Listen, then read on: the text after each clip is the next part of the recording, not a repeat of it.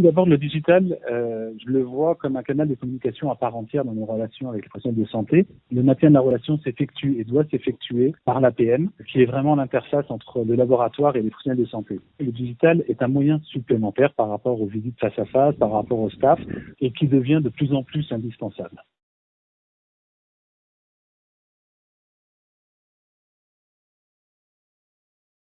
Il faut préciser que nous avions anticipé le virage digital et avions mis en place des outils digitaux pour créer un canal supplémentaire de communication avec les professionnels de santé. Il s'est trouvé que nous venions de finir l'ensemble des formations et initier également l'obtention des opt-in au moment où la première vague du Covid est arrivée, ce qui nous a permis de garder le contact avec les professionnels de santé et surtout de les soutenir pendant la période difficile. Pour votre information, Aspen possède 2 gammes de produits, donc des anesthésiques et des produits antithrombose, et ces produits sont beaucoup utilisés pendant la période de crise du Covid.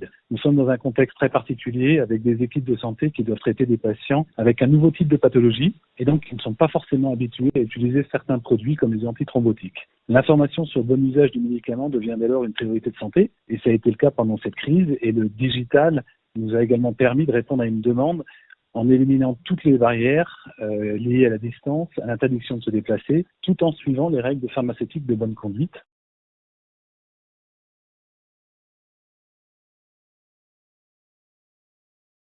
Il existe aujourd'hui différents moyens de communiquer. On connaît tous les outils comme Zoom, Teams, etc.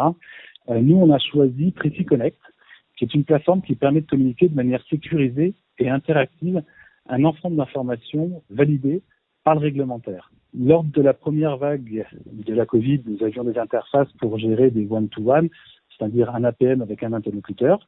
Et puis là, on est en train d'aller dans une autre phase pour aller jusqu'à environ 20 interlocuteurs. C'est très important dans notre métier puisque généralement, et surtout dans la crise du Covid, l'objectif n'est pas forcément de former et d'informer un professionnel de la santé, mais on peut aller en former plusieurs.